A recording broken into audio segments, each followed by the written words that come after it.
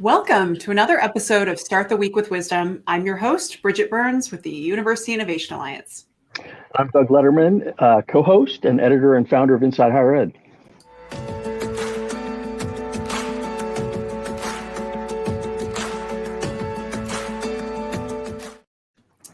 Each week, Doug and I team up to have a conversation with a sitting college president or chancellor to try and distill, or a leader of something in higher ed, in order to distill a sense of their journey and also their wisdom that they've gained along the way. Our hope is that this is an inspiring and uplifting and positive part of your week that gives you a little bit of boost on a Monday. That's why we call it Start the Week with Wisdom. And we're very pleased to have as sponsor Weekly Wisdom Mainstay, which some of you may know as or remember as AdmitHub, which it was beforehand. It's a student engagement and retention platform that is in use at a good number of campuses. And one of the things that distinguishes it most is different from a lot of sort of technology and other platforms is that they really underscore a lot of what they do through peer-reviewed research. They have some really impressive case studies. They're best known for some of the stuff they've done at Georgia State, reducing summer melt and helping Georgia State hold on to many hundreds of students. So encourage you to check out the research and learn more about the company at mainstay.com. Great. And to this week's episode, our guest is Doug Lederman. So we had on our 100th episode for the Innovating Together podcast, we actually, Doug put me in the hot seat, and I have been chomping at the bit for a chance to actually interview Doug and be able to. I also think it's really helpful for us to every once in a while do an episode like this because we can talk about the episodes and the guests that have been most surprising to us and where we have gotten a lot from this. And I also just think it's super helpful for the audience to know who the heck you are. So let's just start there in terms of, I find it really interesting. I will just say that Doug is the co-founder and the editor of Inside Higher Ed, which is a trade publication that really changed the game in higher ed. So we've had a long historic the Chronicle of Higher Ed, and then there are some tiny little trade pubs along the way, but creating a internet-based, internet-focused periodical that was updated so much faster than we were used to. We used to get the Chronicle once a week, I think, or when I don't. And you, I know you spent some time there. So you're an entrepreneur. You are a boss, and you're also a journalist. But it's like you are in higher ed, but you're not in higher ed, and you get to bear witness to all of the changes and the challenges along the way. So I think it's a really interesting perspective that you have, and I want to give us a chance to benefit from it. Appreciate that.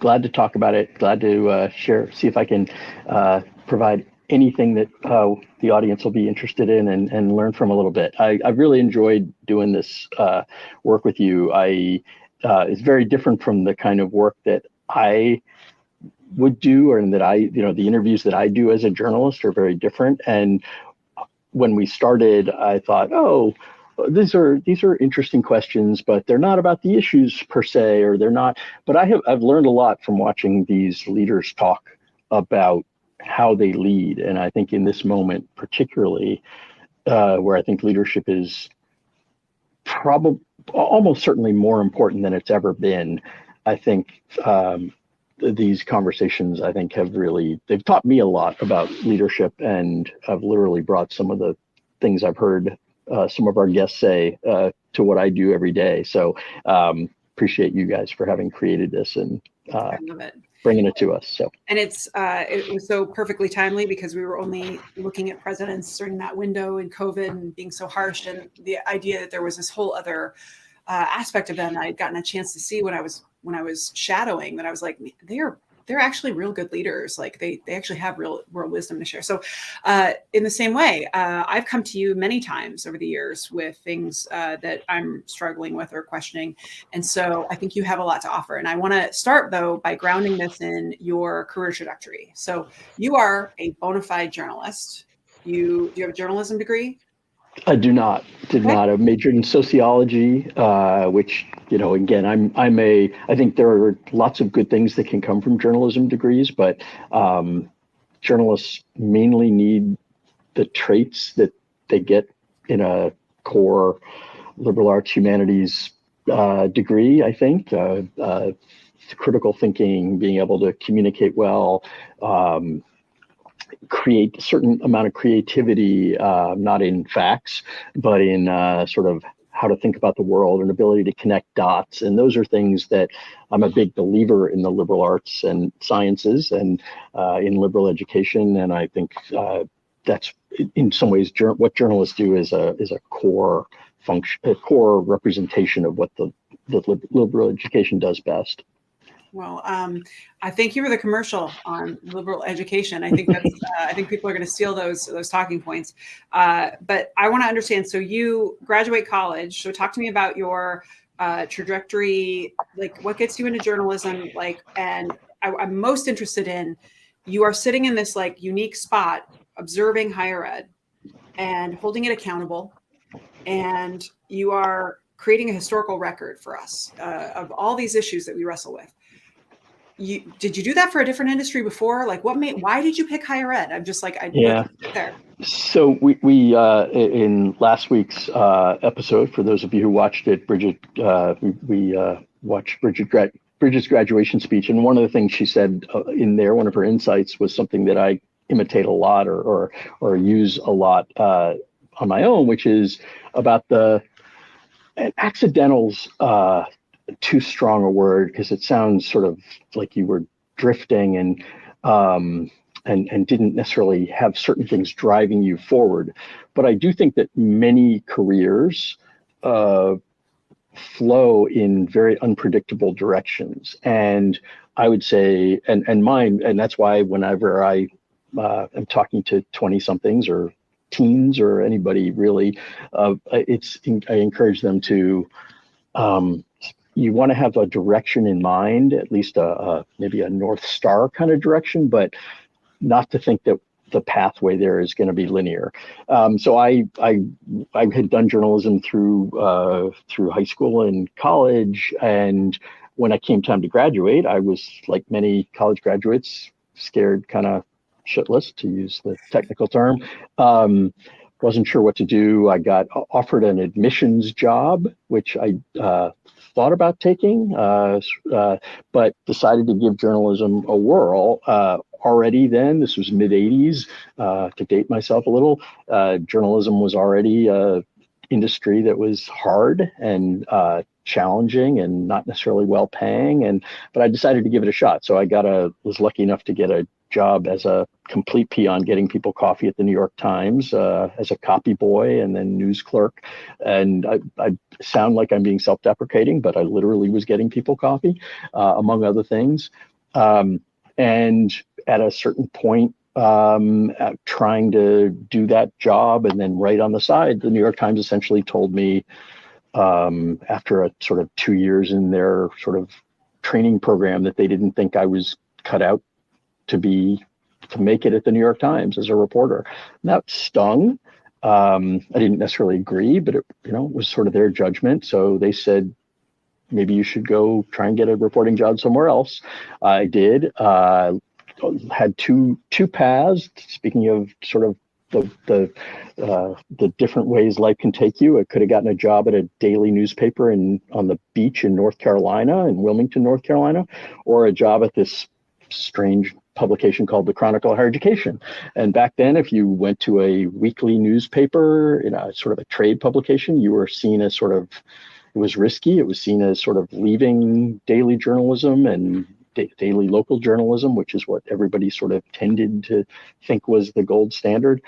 Anyway, I did that.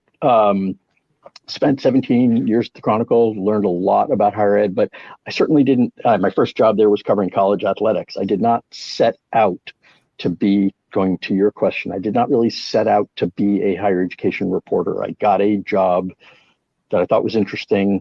It was related to this industry, covering the SMU football scandal and Jerry Tarkanian's fight with Bob Maxon over who should run UNLV.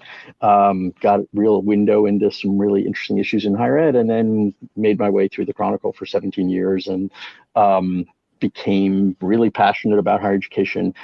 To your point, about, I very much believe higher education is important, and I believe that the role I play serves higher education, but in a very different way from all the people who appear on this program and lead institutions. And we hold higher education. We try and improve higher education by sometimes holding it accountable, sometimes with some tough love, but also by helping the world understand it. And good, bad, and ugly. And there's, I continue to believe a lot more good than bad, and not that much ugly. But there's some, and I think our role is trying to improve this ecosystem, this industry, to use a phrase some of our listeners might be uncomfortable with, but I think it is one, by making it better. So that was a long-winded answer to your first question. So the part that I want to share, so I've heard from others that your role at the Chronicle was trying to push them to be digital and to do more, rapid reporting. And then you are essentially the disruptor who leaves the Chronicle, co-found Inside Higher Ed. And now, because people are used to how the Chronicle is now, you actually achieved the mission from the outside. They're doing exactly what you had wanted them to do. And if you hadn't done that, who knows, right? And so I think that's an interesting path to have gotten the change you were looking for, is that you created. Yeah. And listen, the Chronicle, the world competition is an important factor and influence in our society. And the Chronicle, I think, probably would have changed inevitably, eventually, if we hadn't done what we did. But it probably would have taken longer. And I think the world, I think higher education is better because we both exist and we push each other, and the Chronicle's gotten better. And we, leaving to start Inside Higher Ed was risky. My late wife, who was at the time, was a little nervous that I was giving up a steady income to try and start something, but we did it. I'm really proud of what we've done, and like I said, I think we have continued to carry out that sort of original mission of trying to improve this industry, this ecosystem, through holding up good practices, sometimes calling out bad ones, helping politicians and others recognize its importance, and also figure out ways to make it better. Well, that's super helpful, because keep in mind, like, there's a lot of people who don't know of an era prior. They don't know of any, and in fact, don't see this competition as like, no, you read both, and in fact, you try to pitch your stories to both. And thank goodness there's two publications, because and then now there's so many others that are popping up, little like newsletters and things like that. So there's only going to be more, and it's great. I'm going to give you a funny story. I was at the Association for the Study of Higher Education, probably, 10 years ago now. And I was talking to somebody who had just earned his PhD, and he was arguing with me about how long Inside Higher Ed had been around. And I think at that point it was 7 years. And he was like, no, I said something about how we'd been around for 7 years at that point. And he was like, no, you haven't. I was like, excuse me? He said, oh, as long as he had been in his doctoral program and been paying attention, we had been there. And I guess it had been 6.5 years or whatever. And it was just funny because, that was those are the first people for whom we'd always been there. But a lot of people coming into higher education now, we've sort of always been there, and that's kind of gratifying. Well, I think it's valuable to have all the array of options. And I do think that moving to digital, I'm looking forward to hearing what the next thing is. So let's talk more about lessons, though. Okay, so this entrepreneurial path. As a fellow entrepreneur who's built something that didn't exist, I know how terrifying and seat of your pants and making it up and bad prototypes are required. The level of just, literally thinking you're gonna possibly die at any moment is that's how I would describe entrepreneurship. So you go from a fairly historic, old industry, stable, ossified, and you decided to start on be an entrepreneur. What can you talk about some of the first or the biggest lessons that you learned from being an entrepreneur that have influenced how you are as a leader, or that like just really rocked you? Yep.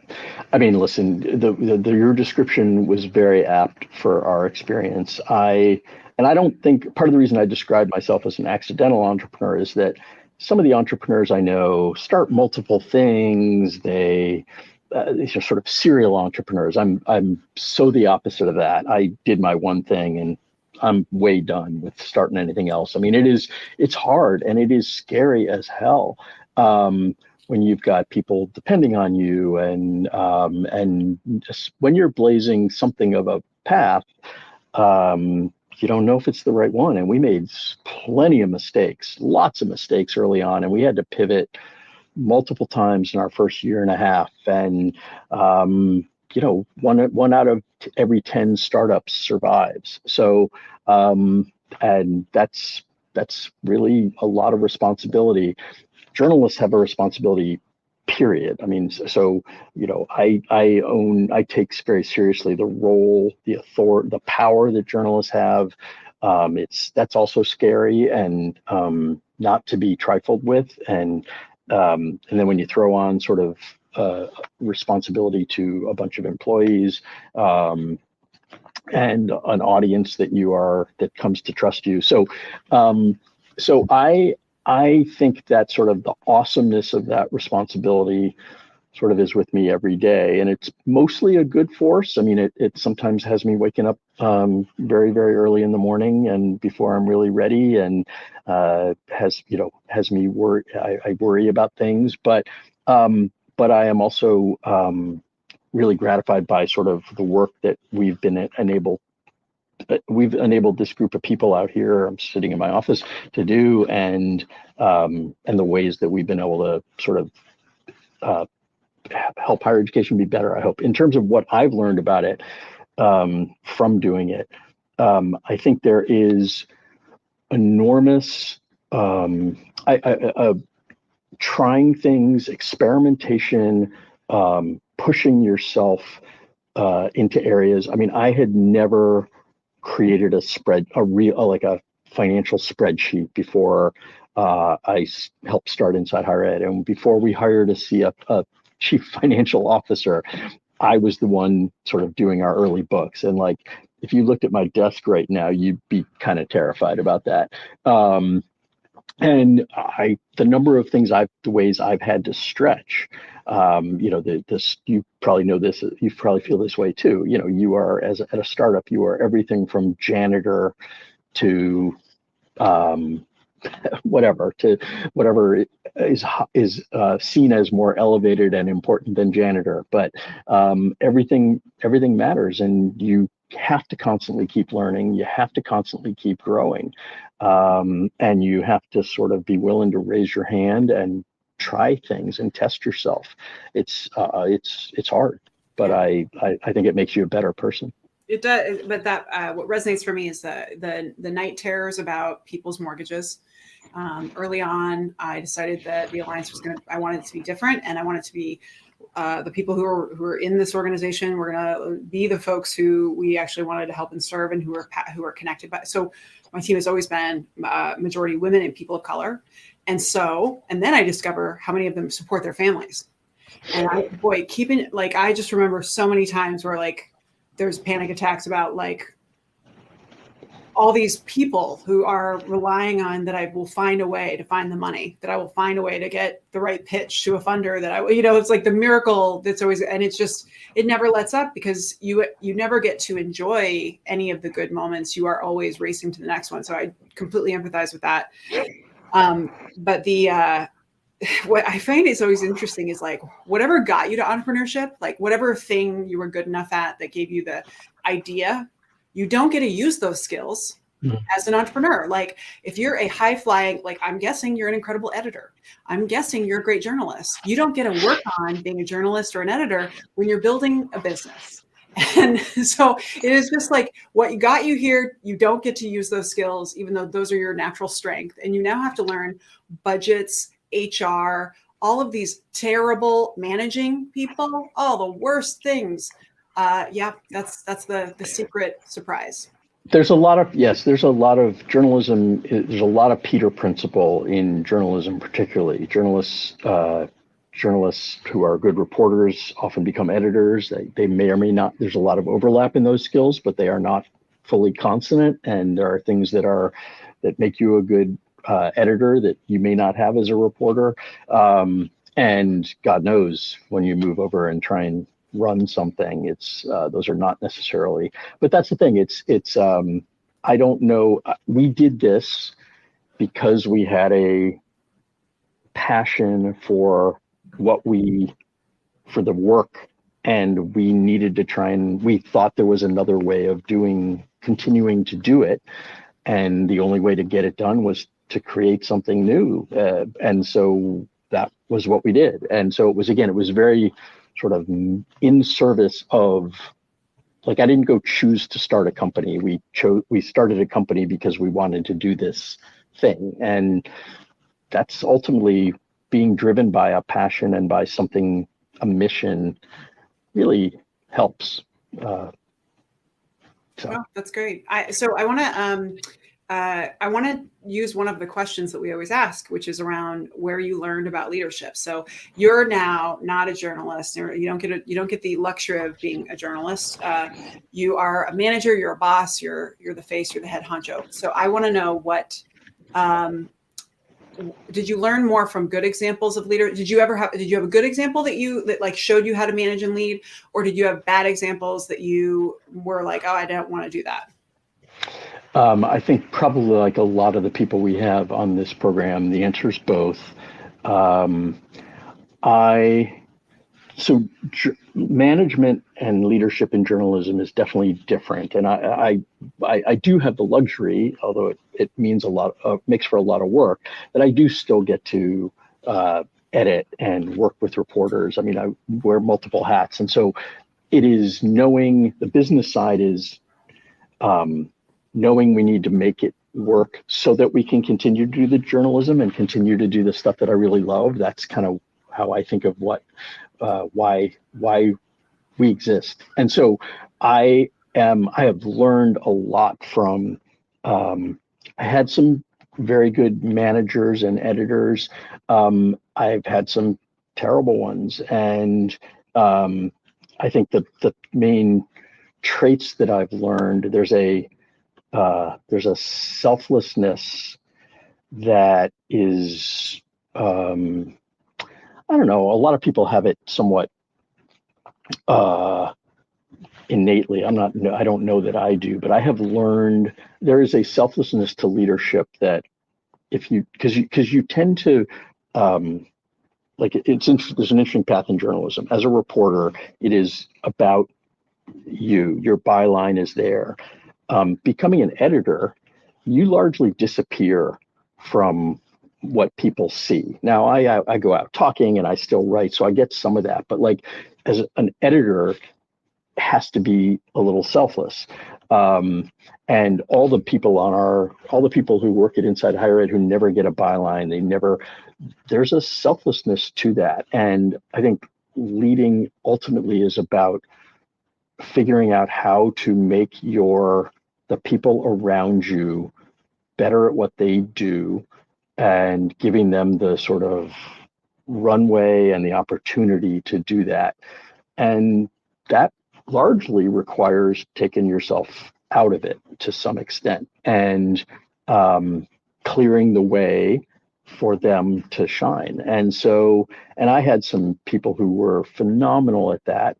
And then I definitely have seen some other people who couldn't get out of the way and couldn't move into the shadows, or but couldn't move out of the spotlight. And so that's sort of one of the most important traits to me that I've seen in the people who I really admire as leaders. I could probably go on, but what else would help you to know? Oh, you're muted, Bridget.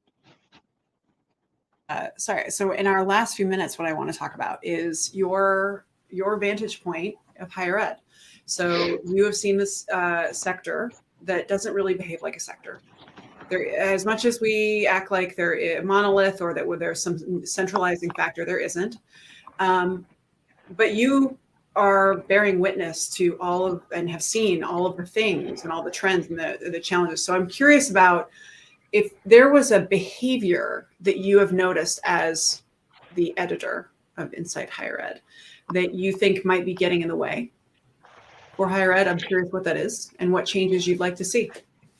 So, yeah, I mean, one of the sort of anybody who's heard me do a webcast or talk I make a big deal out of the fact that we do not have a system of higher education. We have maybe it's an ecosystem. I think that's the closest I can come. It's a constellation of a lot of mostly independent actors. And the challenge is that it's very difficult to get sort of systemic movement in a non-system.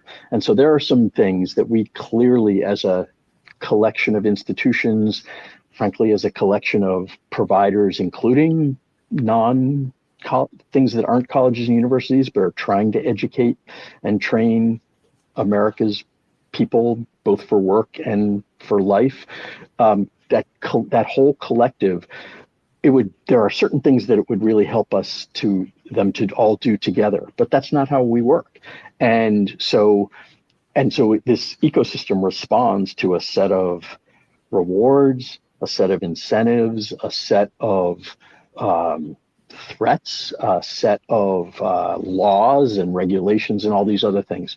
And a lot of the things that as a collection we need to do would benefit greatly from more interoperability, from more cooperation, from more collaboration.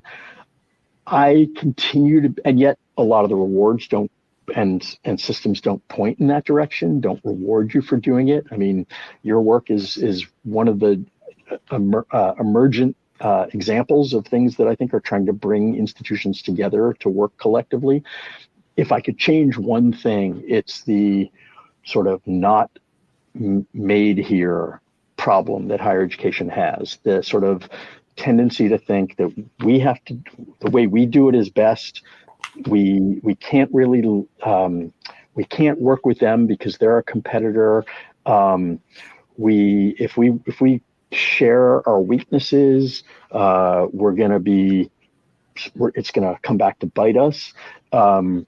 We can do this on our own, and the way we do it is best. I think that's probably been more destructive and damaging and limiting to anything in higher education than anything else I can think of. And I don't know, it's not an easy fix.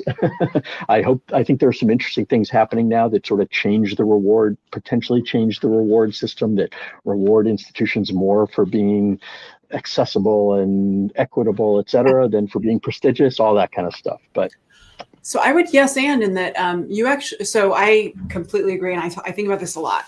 From my vantage point, I observe how people are kind of they're players on a stage, and they're responding to the direction, they're responding to what gets attention, what gets praised, what gets rewarded, what gets punished, what gets ignored, and it literally feels like a theater at times. And I've said this to the undersecretary, and I've said this to only recently, and I would say this to you because you control one of the things that is really important, that there is scarcity around. You control the microphone. We control the microphone, right? And that's why I'm always very, like, when people pitch to be on the show, I want to look at what kind of how they are leading that institution, what kind of institution, or what are they doing.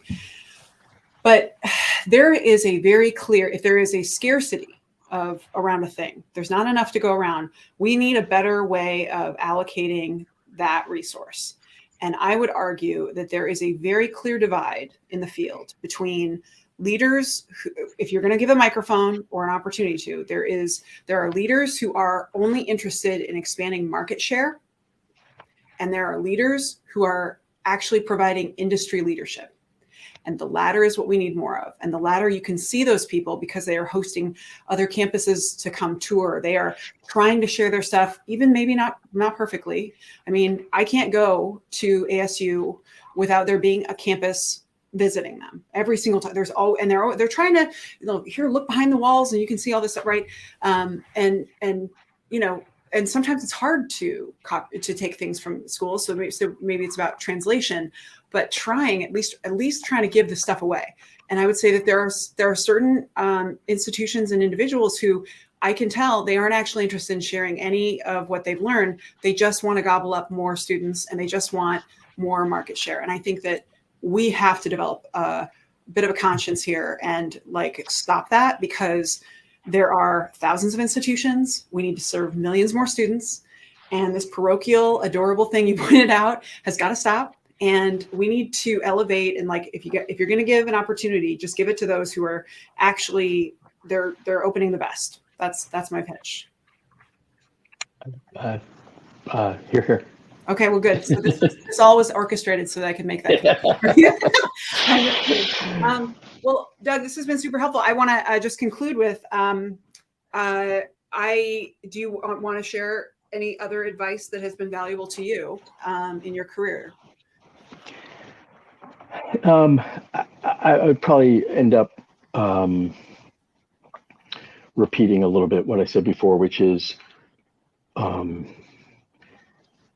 don't assume that the other person, the level of experimentation, the willingness to try new things, the not being afraid of the unknown. I think there's this, for all the anxiety you and I were talking about that keeps us up at night, I don't know, certainty is, I think, a risky proposition. And it is, I tend to think about, especially people getting started, if it always looks like the person over there has a plan, I'll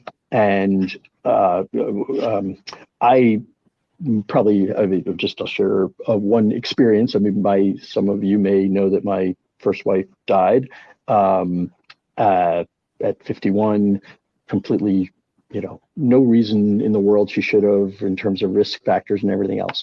And if that doesn't teach you what about the unpredictability of life and the lack of how planning,